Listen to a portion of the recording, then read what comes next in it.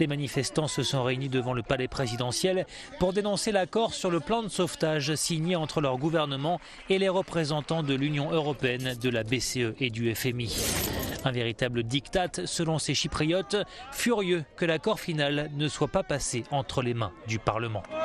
C'est une institution en Californie. Regardez, on se croirait en plein milieu d'un clip psychédélique. Ces images ont été tournées en plein cœur de Los Angeles. Ça s'appelle la fête des couleurs et elle réunit chaque année des centaines d'Américains qui ont un petit peu de beau au cœur. Les banques chypriotes s'activent pour que tout soit prêt à midi, heure à laquelle elles doivent rouvrir leurs portes ce jeudi après quasiment 2 semaines de fermeture. Des clients entassés, pressés de pouvoir retirer leur argent, quand enfin la porte s'ouvre. Pour ne pas se laisser déborder, les entrées se font au compte-gouttes. Ici, pas plus de 6 clients à la fois. La réouverture des banques chypriotes s'accompagne de fortes mesures de restriction.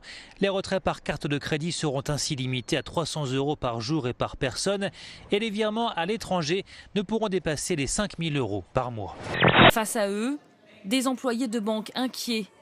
Ils ont demandé à la population dans un communiqué de ne pas s'énerver contre eux. Dans l'enveloppe, la lettre bien sûr, mais aussi une balle de très gros calibre, de type fusil de guerre. Une cartouche indique l'auteur qui est à blanc, c'est-à-dire sans projectile, le temps de monter nos interventions.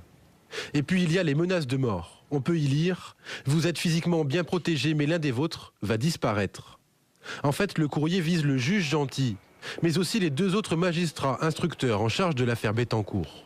Pour le syndicat de la magistrature, cette hostilité est attisée par les déclarations des proches de Nicolas Sarkozy après sa mise en examen, comme celle d'Henri Guénaud qui avait parlé d'une décision irresponsable du juge. Celui-ci s'en défend mais maintient ses propos. On ne peut pas accuser sans preuve. Bon, voilà. Henri Guénaud.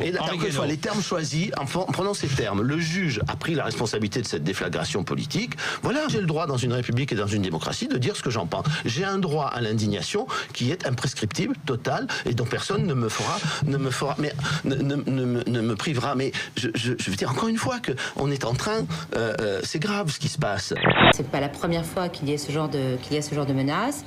Les juges sont parfois malheureusement confrontés à ce genre d'actes odieux qui sont inacceptables et pour lesquels il faut retrouver les auteurs le plus vite possible. C'est un camouflet sans précédent. Le Sénat, à majorité de gauche, a voté à la quasi-unanimité un texte UMP prévoyant la suppression des allocations familiales et de l'allocation de rentrée scolaire pour les familles qui ont perdu la garde de leurs enfants par décision de justice. Et ce contre l'avis évidemment du gouvernement.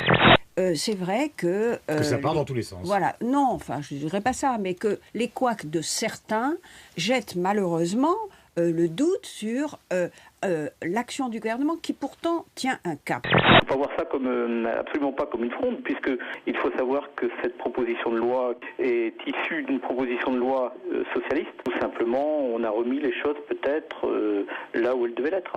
Ce qu'il faut qu'il fasse, c'est être à la fois Churchill et Schröder en même temps.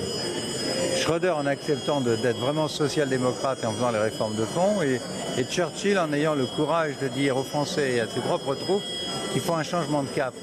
Il faudrait à un moment donné que le président de la République sorte de sa tour d'ivoire, c'est ce que nous attendons de son intervention, fixe des priorités urgentes. Sur l'économique, sur le social, sur la sécurité, où on a aussi un vrai dérapage et une augmentation de la délinquance sans précédent depuis le début de l'année.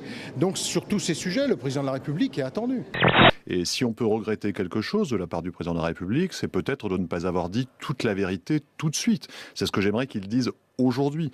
Parce que je crois que justement, si on veut relever le débat, si on veut éviter de tomber dans les invectives dont vous parliez tout à l'heure et qui viennent de tous côtés, et qui découragent les Français du débat public, alors qu'au contraire, on doit les remobiliser, alors il faut leur parler des questions de fond. Notre pays, notre économie est en danger.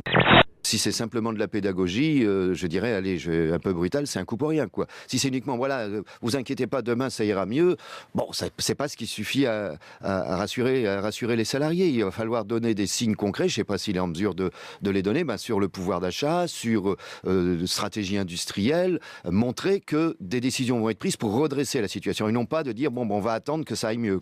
L'image spectaculaire d'un glissement de terrain dans l'État de Washington, aux États-Unis. 34 maisons ont dû être évacuées après l'affaissement d'une falaise sur plusieurs dizaines de mètres.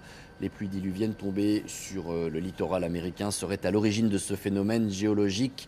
spectaculaire mais qui n'a fait aucun blessé.